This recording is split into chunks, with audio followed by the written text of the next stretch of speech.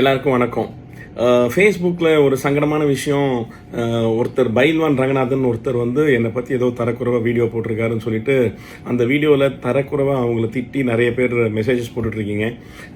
என்னை நேசிக்கிறவங்க, என்னுடைய ஃபேன்ஸ், என்னை மதிக்கிறவங்க, என் மாதிரி நிறைய பாசம் வச்சுருக்கீங்க. தயவு செஞ்சு அந்த மாதிரி திட்டி மெசேஜஸ் போடாதீங்க.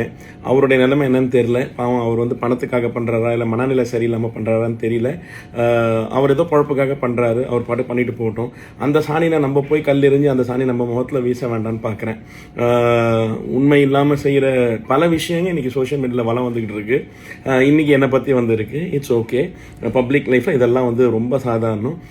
தலைவர் சொன்ன மாதிரி யார் எது சொன்னாலும் நம்ம பாட்டு நம்ம வேலையை பார்த்துட்டு போய்கிட்டே இருக்கணும். நம்ம பாட்டு நம்ம வேலையை செய்வோம், எல்லோரும் சந்தோஷப்படுத்துவோம், சிரிச்சுக்கிட்டு இருப்போம், நிம்மதியாக இருக்கும். யார் என்ன சொன்னாலும் நம்மளுக்கு அதை பற்றி கவலை இருக்கக்கூடாது. நீங்கள் அதில் தயவு செஞ்சு இன்டர்ஃபியர் ஆகிட்டு நீங்கள் உங்கள் மன நிம்மதியை கெடுத்துக்காதீங்க. நிறைய பேர் எனக்கு சப்போர்ட்டாக கிட்டத்தட்ட ஒரு 500 பேருக்கு மேலே கமெண்ட் போட்டிருக்கீங்க. ரொம்ப தேங்க்ஸ்.